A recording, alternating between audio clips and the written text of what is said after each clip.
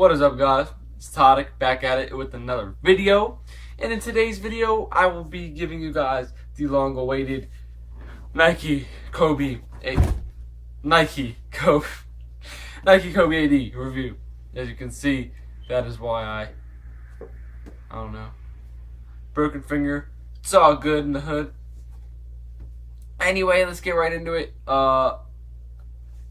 This shoe, it's not as bad as everybody says. And let me give you the reason. Okay, people say Kobe fanatic, but I can tell you this for sure. I didn't have the traction issues on this Kobe that everybody else had when it first came out, and then mysteriously these had the great traction afterward. So, but I did have, definitely had durability issues. This should happen after a fucking week. But yeah, man, it's starting to happen right here. Well, thanks, Nike. Nike, if you see this, don't even make sure those back. Just send me another pair, please. Because I emailed you guys a bunch of times, and I'm not gonna, whatever. But I don't think it's better than those, in my opinion. But it is better than other shoes, I personally would say. But anyway, I don't think it's a downgrade. I think they're kind of the same. But let's get into it. And the first aspect of the shoe, we'll go into the traction. So the traction pattern is this Kobe 6-esque, how would you say this, parallelogram, basically, traction pattern. Nice Kobe shield, big, about 2 inches, in the center of the heel, and from the middle of the shoe, abruptly cuts into this Kobe 10 esque traction. Now, I got these on release date back in November, was it? November. And I've played in 10 high school games in these.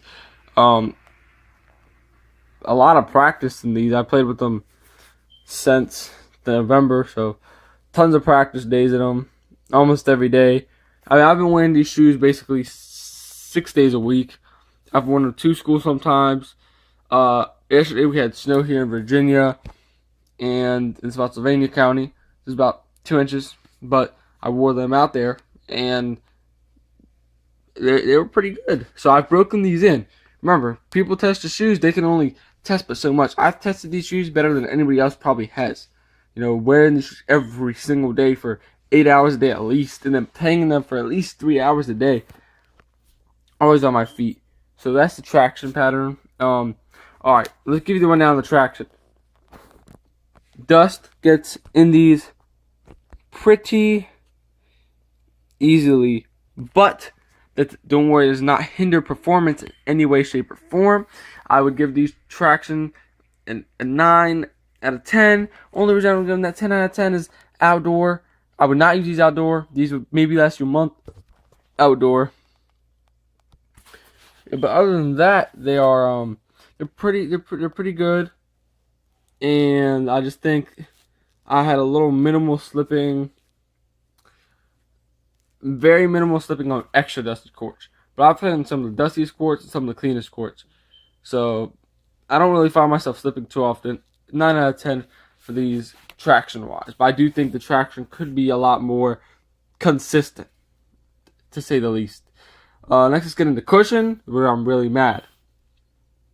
There was reports of this fake Zoom etched in, and I can have those accusers wrong, in a sense, as that pair of Kobe's was not a true pair of Kobe's. Those were actually Chinese replications. But I can tell you this for a goddamn fact: if this is not etched into the side, like Nightwing says, and I love Nightwing 2.0 thing, by the way, no homo, I love his videos, you can't feel this. Like, you can feel it a little bit. Like, you could barely feel it.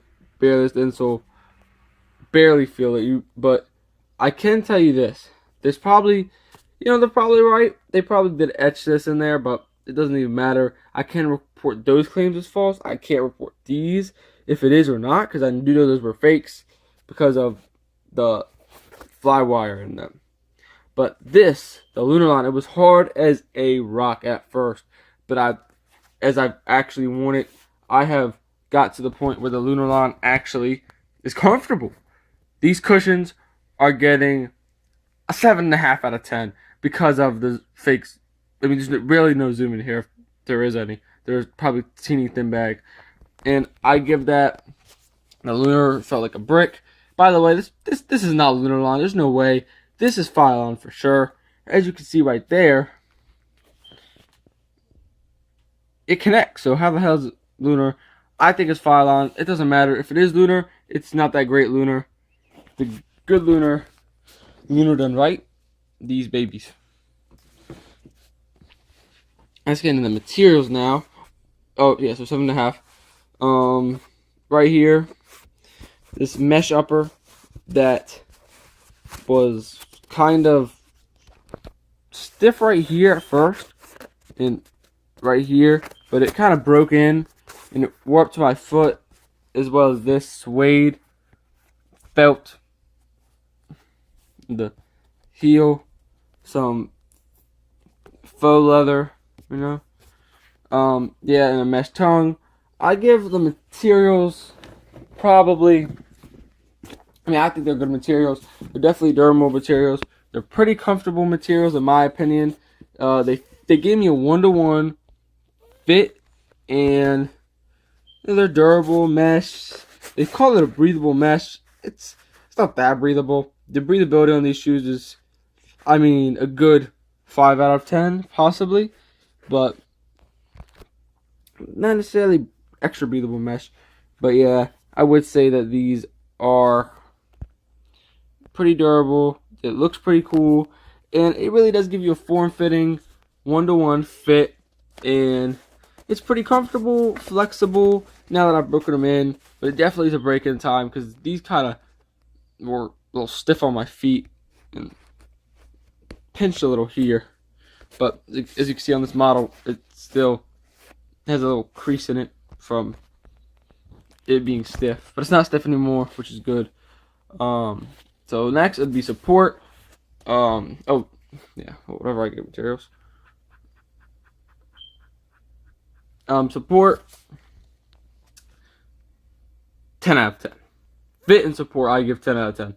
Actually, I give fit 9, support 10. Support 10. This heel counter shines light on a otherwise semi-disappointing shoe. This thing is huge. It's big. It contains you. This shape of the mold contains your heel like a glove. Extra 1-to-1 fit. Racing system. Dynamic fly wire. Which a YouTuber named Vera, a small YouTuber, bigger than me though, said something about these having the fly wire not going to the midfoot, but there's the fly wire going all the way down to the midfoot. So I can picture this.